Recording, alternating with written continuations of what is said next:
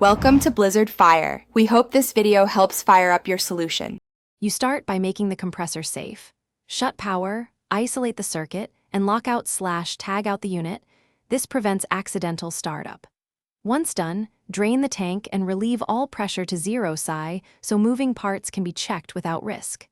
Next, remove guards and access panels carefully, keeping fasteners organized and labeled. You're doing this to expose the pump and coupling, so you can see what's seized and to prepare for the next mechanical steps without surprises.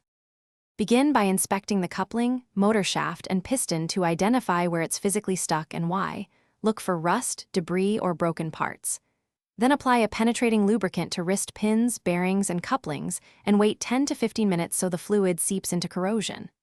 After that, use controlled methods. Gentle hammer taps, targeted heat with a torch, or a mechanical puller to coax components free. Make sure to support the assembly and avoid brute force that could score shafts or damage seals. Reassemble using new bearings, seals, and any fasteners that showed wear. This prevents repeat failure and ensures safe operation.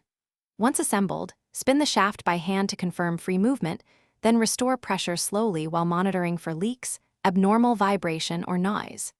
If the compressor still binds, make sure to reevaluate mounts and motor alignment and consider disassembling the pump to inspect for internal piston or ring seizure. If problems persist, stop and consult a professional to avoid catastrophic damage. Thanks for watching. If you found this helpful, don't forget to like and subscribe.